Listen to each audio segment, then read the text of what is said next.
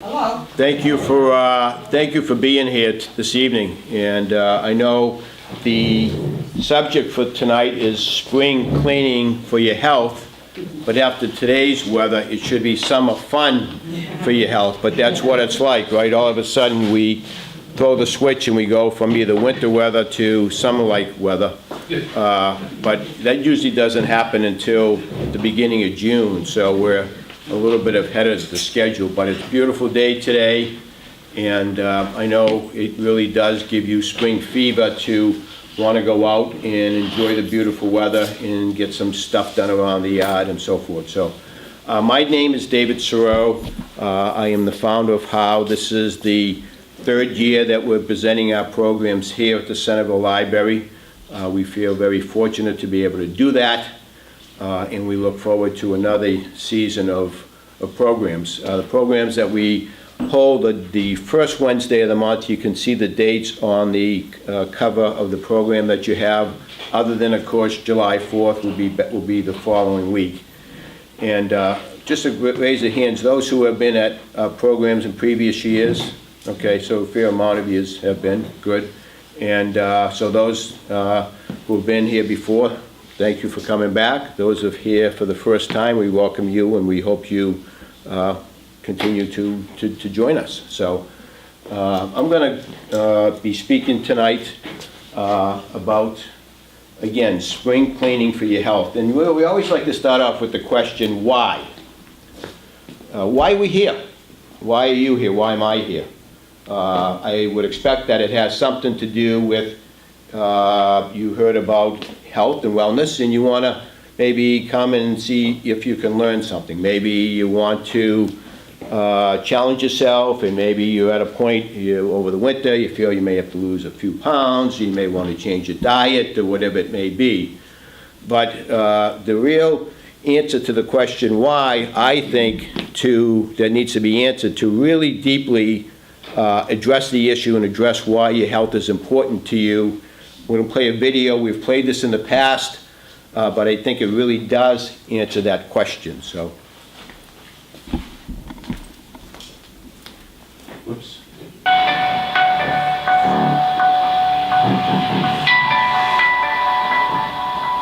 There are moments in life we wish we could freeze in time. We live them. We live for them. They are intimately personal. They're glad to share. What is life if we cannot experience these moments of joy, wonder, and happiness? We want people to experience more of life's precious moments. To do that, we must be healthy in heart and mind. For the heart is where life's moments are felt most, and the mind is where these moments become memories and are relived again and again. It's why we've made better heart and brain health our mission, and together we've made an extraordinary impact. Healthier adults, more active children, stronger survivors. But we are just beginning.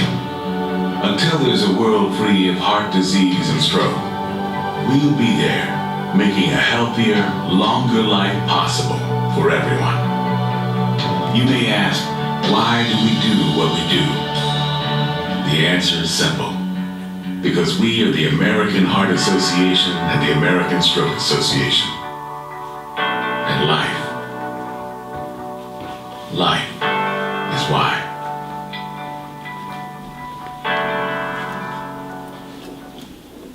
So why we have the same mission as they do? And I think when you really, the answer to that question, why is your health important to you, the biggest answer has to be to share those life's precious moments with family and friends.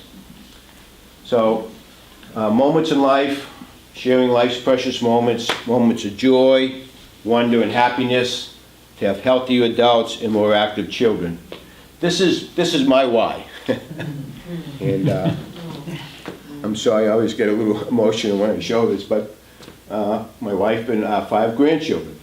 And this is why our health is important to us. It's because we want to be able to share those special moments, those precious moments that we shared with our children, with our grandchildren. And when that becomes the answer, I think it makes the challenge to be healthier more realistic. So tonight we're going to be talking about lifestyles of a healthy heart, about living well and living long. Some heart disease facts. I'm not going to go through all of them. I'll go through just maybe two of them. Heart disease is the #1 cause of deaths among adults in the U.S. That stat has not changed. And what has been unfortunate is that the number of deaths related to heart disease has increased in women as opposed to men. And that occurred like in the mid-'80s. And the theory is that around that period of time, women started getting more involved in the workforce, of course, with working and trying to raise children and a family. It's stress, and when you get stress in your life, that's when issues occur. I see somebody maybe taking notes, and thank you but most of these slides are in this program. If you want to open up, and matter of fact, it's like a little checklist. And if you may want to just sort of use that as your own checklist this evening as we go through it. And if there's something that you feel that you're doing or need to make improvements on, maybe you put a checklist, a check mark next to that. So, but we're going to be going pretty much right through this program. Most heart disease is preventable. Most heart disease is preventable. That's a fact. You can prevent heart disease by eating. Let's see if I can get this to work. You can help prevent heart disease by eating a healthy diet and getting the recommended amount of physical activity. So both of those we'll be talking about this evening. How has developed what we call the tripod for a healthy heart. You can see it here. You can see it in the back cover of your program. We talk about movement. We talk about nutrition. We talk about the foundation, attitude, relationships, and emotions. This is the 5th year now that I'm involved in this. I see Meg coming down, I think. You want to open up the back door for her? I think she's... Is she? Yeah, no. No. So that's the foundation, and this is approximately the 5th year that we've been involved with HOW. And the more involved that I am in this, the more research that I do, the more reading that I do. I used to think that that the key to being healthy is moving, or the key to being healthy is nutrition. But what I've come to realize is the key to being healthy is really the foundation, the attitude, the relationships, and the emotions that we deal with, okay? Just a simple thing such as emotions. Because if you're living with some type of stress in your life, it's not going to be healthy for you. So, a good friend of mine, Albert Einstein, he let me take the picture of him and put this on the wall. We were talking the other night, and he said, "David, if you can't explain it simply, you don't understand it well enough." So I said, "That's a good point, Al." So what I'm trying to do is to explain this kind of simply. Healthy living. We hope we're going to give you some information and inspiration to help you make a habit out of living healthy. Because wellness habits that make a huge difference, just like anything else in life. We're all creatures of habits. And when you have healthy habits, you're going to be healthier. Our daily decisions and habits have a huge impact upon both our levels of happiness and success. We talk about the blue zones. Anybody aware of the blue zones? Okay. You know, the blue zones was a study that was funded by National Geographic. And they looked at 5 areas around the world where it's common for people to live to be well into their hundreds and to live an active lifestyle.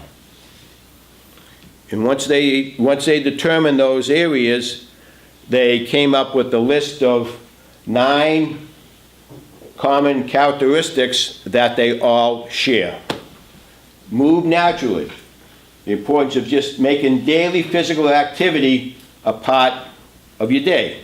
Just getting up, walking around. I'm going to pick on my wife a little bit here.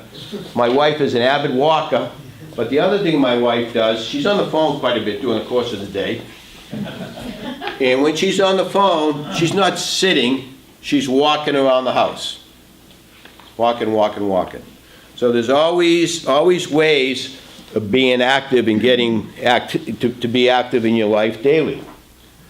Right outlook. Know your purpose. Downshift. Work less, slow down, take vacation. Something that's very, very difficult for our society to do. It's very common for the Europeans to take a month vacation at a time, right? We struggle to take a week vacation at a time, right? So I go, well, I can't do that. I got too much to do, okay? Eat wisely. Eat until you're 80% full. Now, no one has a meter that says 80%, stop. You know, but you know when you've had enough, and you know when you're eating too much. So you try to limit the amount of food that you eat. More veggies, less meat, processed food. This is a good one. Meg, you like this one, right? Drink a glass of red wine each day, right? Okay. And the other key thing, again, talking about the whole belonging, which ties into attitude, relationships, and emotions, is to create a healthy social network, connection or reconnect through your faith, and prioritize family. So again, the tripod that we focus on: movement, nutrition, attitude, relationships, and emotions. So the first leg we're going to look at is nutrition. And one of the first things that we really sort of can't emphasize enough is the importance of drinking water. Most people are dehydrated and don't drink enough water during the course of the day. You should drink half your body weight in ounces per day, okay? So I weigh approximately 160 pounds. You divide that by 2, that's 80 ounces. You take a common glass of water is 8 ounces. So take that 80 divided by 8, that means I should be drinking approximately 10 glasses of water a day, which I try to drink as often as I can. So body weight divided by 2, number of ounces you should drink, divide that number by 8, and that gives you the number of glasses to drink. Okay? Why drink water? Help you lose weight, healthier skin, fights infections, get rid of body toxins, a healthy heart, prevents joint pain and arthritis, it boosts energy, prevents consumption, reduces the risk of cancer, and improves productivity. So I think those are pretty good reasons. And one of the biggest reasons is, water is pretty inexpensive, right? Drinking water. These are the correct times that maximizes the effect on the human body. 2 glasses of water after waking up helps activate the internal organs. 2 glasses of water. 1 glass of water 30 minutes before a meal helps with digestion. 1 glass of water before taking a bath or shower helps lower blood pressure. And here's an important one. 1 glass of water before going to bed helps avoid a stroke or heart attack. And some people may say, well, I can't drink water at night before I go to bed because then I can't get up during the night to go to the bathroom. But once your body gets used to that, it usually does make its adjustment. Okay, you're going to find that you're not going to have to get up during the night. But that's a good one to think about. So stay hydrated, stay healthy. So the thing that we refer to H2O in and CNO out. What's CNO? It means when you discharge, it wants to be clear and odorless. That's when you know that you drank enough water. When you're urinating, sorry to use that word, but, and it's coming out yellow, then that means that you're not properly hydrated. You want to be clear and odorless. Runners, that's a big thing for runners that are running marathons and so forth. Before they head off and they run, they want to hopefully make sure that that's what they're doing. So a toast. We all have glasses. Let's have a quick toast, if we would, to drinking more water daily. Okay? Toast, toast. And, yep. Cheers.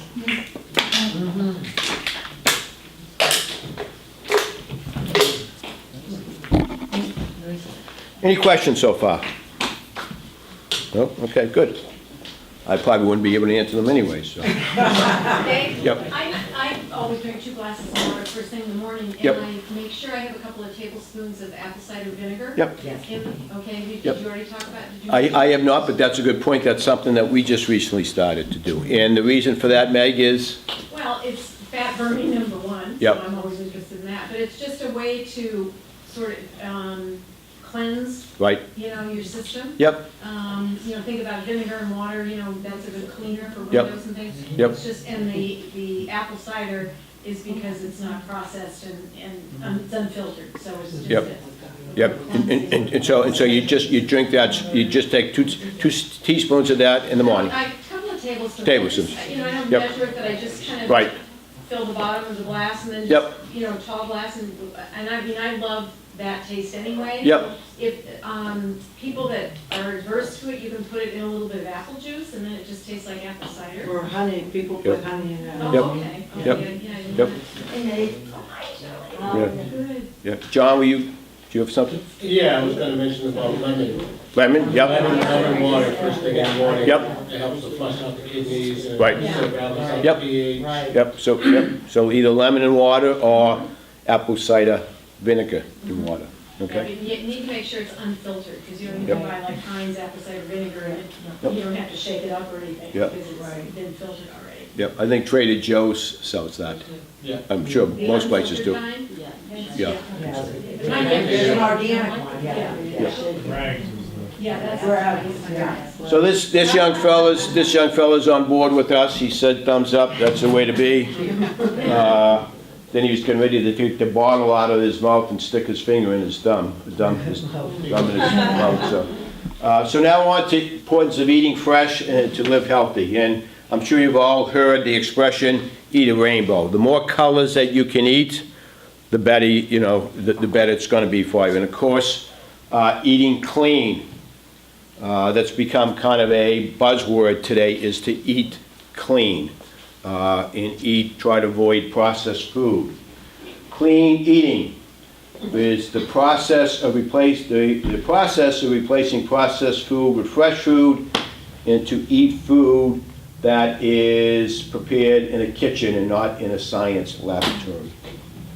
Particularly now, or not right now, but in another month or so, we're going to have a lot of what do they call, fresh farmers markets, okay? A great opportunity to buy fresh produce that is going to be very healthy for you. So eat real food, feel real good, and again, the importance of eating colors.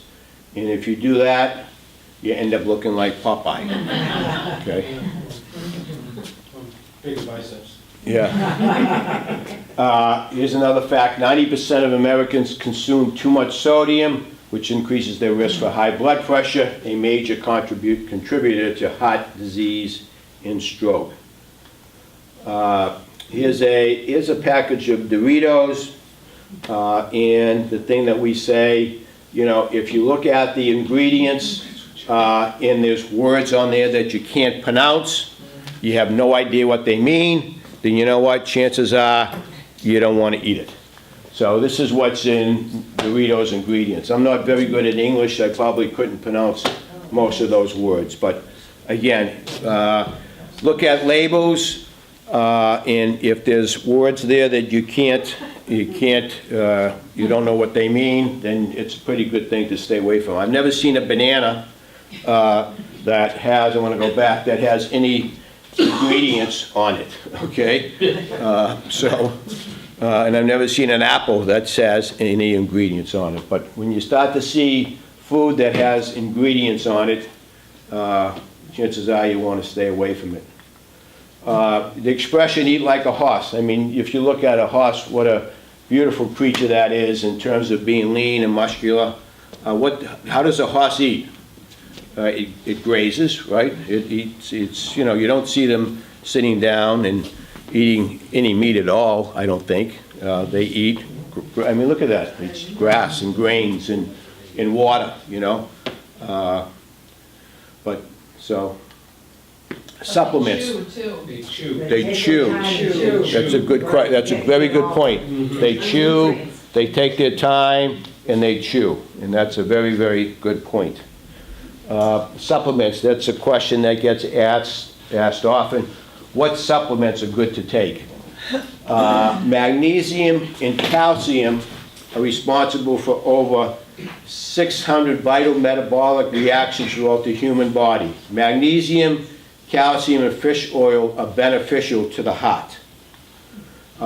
Magnesium is the forgotten mineral, and it doesn't show up, I don't think, on a blood test. So if you have a yearly physical, and that's one thing that, in the doctor's report tells you what's good, what's not good with your blood, your magnesium levels are not shown on that report. So, but magnesium's, it's just in Egypt, cancer rate was only about 10% of that. In Europe and among the rural population is practically non-existent. These cancer-free populations have an extreme high magnesium intake of 2.5 to 3 grams, which is 10 times more than in most Western countries. So, something that I know I like to take. I find that it makes a big difference for me by taking a magnesium supplement to just in terms of muscle cramps and so forth. Was there a question, Tom? The best indication of your magnesium level is your stools. When you look at it, your stools are hard, you don't have enough magnesium in your system. Yep. And you titrate your magnesium level by your stools. If you take too much magnesium, it gets runny, that means you're taking too much, but if it's smooth and flows freely, that's the right amount. Yep, good, thank you. Anybody else with anything? I Meg? take magnesium citrate. Is there another magnesium? Lots of Different combinations. There are, Yes, it's but- one of the biggest Lots factors. of them. Magnesium. There's eight, As Dave pointed out, magnesium is I hard was told to to take the ones that end in eight. Okay. A lot of people that have AFib, that is a true sign of magnesium deficiency. I have a question with that for this. Skip the, Yep. implants of your defibrillators. Right. Tom, there's a question here for you. Yeah. So does Metamucil or fiber have magnesium in it? I'm not so sure, that's really more based on just adding fiber, because most people don't get enough fiber in their diet, because like Dave's saying, how many people are eating salads and getting the bulk, like they show the horse eating all that grain and all the fiber, so the elimination is huge for that. Where processed foods, this is where people start getting problems with their elimination. And one of the biggest factors today is all these things of stress in the food system is breaking down people's digestive systems. So I tell people it's like the idiot light on your dashboard. When you start having digestive problems, that's a sign that you're gonna have real health problems down the road. So if you're popping antacids or taking Prilosec and stuff like that, your digestive system's broken down, which there's a lining. I tell people it's like a sewer system. It boosts your creativity, strengthens your immune system, reduces the risk of depression, improves your physical performance, sharpens your attention, reduces your stress, helps your body heal itself, helps you to lose weight, and makes you more alert. Is recommended the minimum of 6 hours, maximum of 8 hours. I never could quite understand the expression sleep like a baby, because those of us who've been around babies, it's like Where did that expression come from? Right? Where did that expression come from? You're not a parent. Yeah, really. Well, I sleep like hell. So this guy obviously had a tough night either the night before or not just getting enough sleep. But the other thing too that's important is just to get off on your own. This is an interesting saying, I'm not sad, I'm not angry, I just need to recharge my batteries, you know? And for many of us, I'm sure you find that you just got so much going on in your life, and you're got a lot of people that you're interacting with, doing stuff with. And sometimes it's important just to get out on your own and just to spend some time in your own, what we call quiet mind. And just to recharge your batteries. Take time to recharge your batteries. It's hard to see where you're going when your lights are dim. Robert Conley. So be like the energized battery. Be like the energized bunny, okay? You want to just keep going, but you want to recharge those batteries. The other thing that's important to do is to breathe deeply every day. Think about it. Oxygen is your body's critical nutrient. You can survive 2 weeks without food, approximately, 2 days without water, but try not to breathe for 2 minutes. So what's the most important thing to do each day is to breathe. Breath is the foundation of life. Research done at Baylor University shows that a lack of oxygen is a major cause of heart disease, stroke, and cancer. So the importance of taking some quiet time, recharging your batteries, and just breathing deeply. Breathe deeply and repeat. Ernest Hemingway, try to learn to breathe deeply. Really to taste food when you eat. And when you sleep, really to sleep. Try as much as possible to be wholly alive with all your might, and when you laugh, laugh like hell. When you get angry, get good at angry. Try to be alive, because you'll be dead soon enough. You cannot breathe deeply and worry at the same time. Right? Breathe. Let the worry go. Allow the love and intuition in. Don't just show up. Be present. Breathe deeply. And make today count. And everything is connected. All these simple, effective ways of improving the body are interwoven. Your body is an amazing, amazing machine that will when treated properly, will give you exceptional benefits. Treat your body like the most amazing machine ever designed, because that's what it is. Fuel it properly, challenge it, give it some rest, listen to it, and be grateful for it every day. Focus on your health and your weight will take care of itself. And now we're on to the foundation of the tripod. Attitude, relationships, and emotions. And as I said, the more I'm involved in this, the more I realize how important this part of the tripod is. You need to have a strong foundation. It's just like if you have a house, you want to make sure that the foundation is strong. You need to have a strong foundation in order for the rest of the aspects of the body to do what they need to do. The foundation of the tripod is the word R, an acronym for the words attitude, relationships, and emotions. This is the foundation to a healthy heart. It is necessary for the foundation to be strong so that the tripod will stand a better opportunity to benefit the heart. Recommendations. This is a expression that we use in How quite a bit. Live with an attitude of gratitude. If there's anything that you leave with here tonight, that to me is the most important thing, is to live with an attitude of gratitude. Recent research shows that counting your blessings can not only bring one joy, but also improve your physical health. Example, think of it, Thanksgiving time. time of being with family, friends, good food, being at home, and a day of kindness, right? What happens the next day? What happens? That night, I should say now, Black Friday and the stress of shopping begins. And a recent study of Dr. David Stefano, he's from Northeastern, said, making gratitude a daily practice is like giving yourself a vitamin. Research shows that those who count their blessings daily are 25% happier and also spend 30% more time exercising and have fewer health complaints. Feeling of gratitude triggers the calming part of our nervous system. An attitude of gratitude.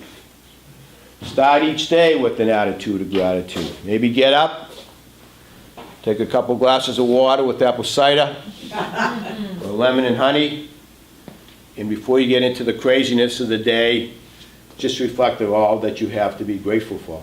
The fact that you woke up and ready for the day. Gratitude is the quality of being thankful, readiness to show appreciation for, and to return kindness. Of all the attitudes we can acquire, surely the attitude of gratitude is the most important and by far the most life-changing. That's Zig Ziglar. I'm sure many of you have heard of him. Gratitude doesn't change the scenery. It merely washes clean the glass you look through, so you can clearly see the colors. Having an attitude of gratitude, instead of talking about and focusing on all the bad stuff, start talking about and focusing on all the good stuff. This is kind of a reflection of what our society looks like today, right?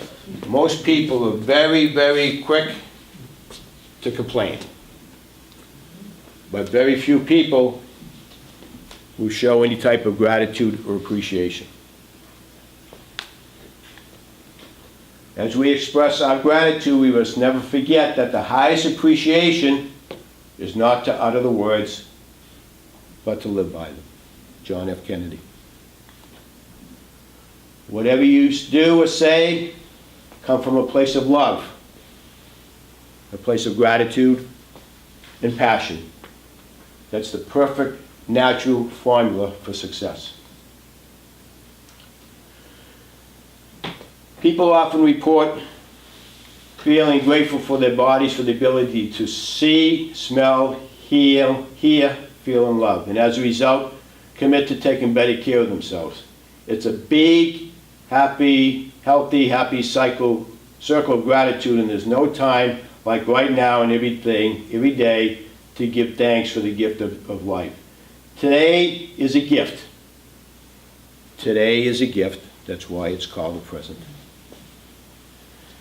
An example of gratitude at the end of my talk, I have a simple gift for you, which is a blue glass. I know some of you who've been here before may have received it. I carry it in my pocket to remind me daily of all that I have to be thankful for. I suggest that you put it in some place to look in your pocket, a pocketbook bureau, or someplace where you see it daily. And when you see it and touch it daily, you take time to reflect on all that you have in your life to be grateful for. Again, I apologize. This is just my first gratitude stone was given to me by one of my granddaughters. 3 years ago, we were up in New Hampshire for a little family time together. We were walking, and Bryson bent over, picked up, and she gave me this little stone. She says, "Poppy, this is for you." I says, "Thank you, Bryson." I said, "This is a special stone. You know why? Because every day when I see it, I'm going to think of you and your brother and your sister." My first gratitude stone. The importance of reflecting on what you're grateful for every day. Building relationships, whether they be with family, friends, or at work. The key to a good relationship is to accept each other's faults, to discuss and not argue, and always do your best to control your feelings when upset. You know, there's a picture that they use, two people walking the beach and look at it. Guess what? Barefoot. How to build a lasting relationship. Take the word me, rotate it, and you get the word we. It's all about relationships. That's why here on the tripod, that's right in the center. Emotions, keep it simple, living with less. Estimated 70% of people cannot, I'm going to use the New England expression, park their car in their garages, due to the being filled with stuff that doesn't fit inside the house. Average credit card balance is $16,000. Financial hardships and work stress are two major contributions to depression and anxiety. The answer, if you live with less, you will have less stress. Keep it simple, unclutter, spend less, less is more. This is the typical garage. Bikes and cement and all sorts of stuff. They just kind of keep piling in, right? Piling it in, piling it in. Become a minimalist. We have a young daughter who is a firm believer in that. She has two young children, a 4-year-old and a 2-year-old. And when it comes birthday time, she says, please don't bring them any gifts, you know, do something special with them or whatever. So she just avoids having too much stuff and clutter in the house. Blue Mind. Anyone here with Blue Mind? Meg has, okay. Blue Mind is research that was done by a doctor out on the West Coast, and he talks about why we are so attractive to being in the water, on the water, or near the water, okay? And we got a video that, this was a 3.5-minute segment that was done on CBS Morning News promoting his book, but I think it really emphasizes Blue Mind. Answer some big questions about the brain and bodies of water. Blue Mind explores how so many of us are drawn to the ocean or a scenic lake, just like water. Ben Tracy talked to the author trying to show a scientific connection between water and our health and happiness. Most of us know that feeling of calm we get when we're on, in, or just near the water. This is what you want if you're in the midst of a stressful week. You just want to hit that big blue reset button and get out of here. Jay Nichols is a marine biologist and conservationist who lives near the central coast of California. He's spent much of his professional life trying to protect endangered sea turtles. Now he's exploring the scientific reasons for why humans have such a deep connection with the deep blue. There are all these cognitive and emotional benefits that we derive every time we spend time by water. Nichols has dubbed it our blue mind, the mildly meditative state our brains enter when exposed to water. Did you worry initially that people were going to dismiss you as the guy from California? This is all touchy-feely about how we love water. I was worried about that, and in fact I think I was dismissed as that guy at first by some people. But once you get into it, you realize that it's chemistry, it's biology, it's physiology. It's deeply personal, but it's also strong science. The science is still evolving, but Nichols' work is getting plenty of attention. He began hosting Blue Mind seminars that are attracting neurologists and psychologists from around the world. Using brain imaging, they have found that proximity to water floods the brain with feel-good hormones such as dopamine, serotonin, and oxytocin. Levels of the stress hormone cortisol actually drop. Scientists have also discovered that the brain prefers the color blue above all others, and water increases our ability to focus. When we look at this, it's not just that it's beautiful, we're having some sort of biological reaction to it. Yeah, our response to water is deep. It's it's human. It's about life. And it's about survival. In fact, our bodies consist of about 60% water, and our brains a whopping 75%. So when you see water, when you hear water, it triggers a response in your brain that you're in the right place. Now, from rafting to kayaking to surfing, water therapy is increasingly being used to treat a variety of ailments, including wounded veterans suffering from post-traumatic stress disorder. And so is your ultimate hope that we look at the ocean not simply as a beautiful place to visit or a food source, but that as a public health issue? Absolutely. I think connecting public health to healthy oceans is critical. It helps you relax. Just literally sucks the stress out of your body and out of your mind. So the next time you gaze into that blue horizon, you'll know that feeling you get really is all in your head. For CBS This Morning, Ben Tracy, Davenport, California. Research done by Dr. Wallace Nichols looks into why we are so attracted to the water. We enjoy being close to the water, in the water, on the water. There are many benefits to the brain and to the body. When we are stressed, our brain goes into what Dr. Wallace labels as a red mind. Have you ever seen those type of people with a red mind? Okay, yeah, that are just kind of like, whoa, what's up with this guy today? We become not kind, not creative, not happy, and don't think straight. Our blue mind is at peace, being kind, being creative, and being happy. There should be a sign when you go to the beach that says, warning, may cause happiness, reduce your heart rate, and connect you to those you love. So we're very blessed to be living here in Cape Cod and to be around so many beautiful beaches. So be a great time with the warm weather coming in to think about taking someone who's important to you, bare feet, bottle of water, maybe a piece of fruit, a couple deep breaths, and just take a walk along the water, along the beach. There they are, right, barefoot, walking along, enjoying the water, earthing, grounding, doing it all. Watching the sunset. Relax.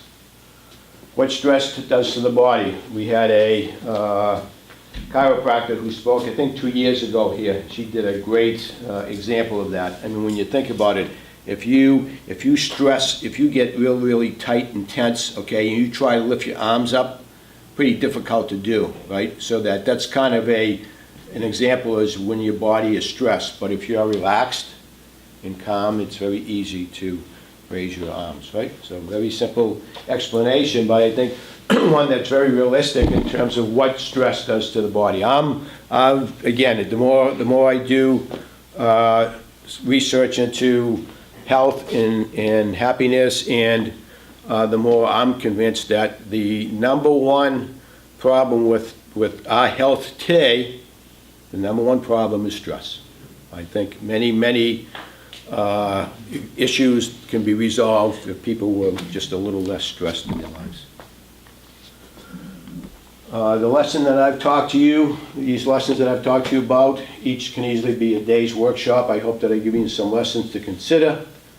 In conclusion, become more aware of the power of your heart. Listen to your heart. You will never be able to escape from your heart. So it's better to listen to what it has to say. Follow your heart. You will find passion and gratitude when you have a balanced heart. Why should your health be so important to you, and why are you here today? It goes back to the question that we asked at the beginning of the program this evening. To be healthier, happier, and more peaceful. So we're now going to show a video. It's about 12 minutes long. It's done on the Harvard Medical School. It's been a 75-year study on health and happiness. Before I do, Tom, did you have a... Yeah, on the water issue, Yep. An interesting thing is that salt water in our blood plasma is the same pH, which is one of the reasons why there's such a huge connection to the ocean and Yep. how people feel Great. with that. Okay. And of course, when babies are born, what are they born in? The fluid. Right. So the connection there. Yep. And you see how babies connect to the heart rate and everything else, so Yep. that, what they were in the womb. Right. listening to. Yep. So, any feedback to that? Any thoughts, any comments? Go ahead. I heard there was an interview back in February, it was on CNN and Fox, and it was a book, it was about an author who wrote a book called Lost connections. And he said, and it really struck me, it was only like a 5-minute interview, and he said that there's, in the Western world today, there's a lot of medication for anxiety and depression. And he said a lot of people said it was due to chemical imbalance. And he said he wasn't blaming the doctors, he says, but it was really due to a social imbalance. And the comment he made, he asked, he said, how many, they did a survey years ago, he didn't say when years ago was, I associated at my age to my 60s growing up, I'm 70, but I thought, like being a teenager. And he said years ago they asked people, how many people can you really count on you have an issue? And he said the most common answer, not the average, the most common answer years ago, I kind of asked you to say, what do you think it was? The most common answer years ago was what? And of course you're going to lose people. You may have a father or a mother, and then they may pass away and so forth. But the most common answer I did it, and the answer is, it was 5. It was the single answer used the most years ago, was 5. This interview happened a couple days before the shooting in Florida, the school shooting. He said, we did the survey recently, and the single most common answer today was 0. Wow. 0. And I immediately thought 2 days later, I mean, imagine those young men that do these things in the schools, they probably were 0. They couldn't even depend on the father. I thought today how many times maybe the mother may be a drug addict, the father deserved all of these things. But can you imagine today if someone loses a spouse, whether it be through divorce or death, or have a financial, lose their job, if they have no one to go to, that's going to, it's pretty obvious, it's going to cause depression and anxiety. And I think it fits right into this about relationships. I don't know. My niece could come from Connecticut for once. Thank you.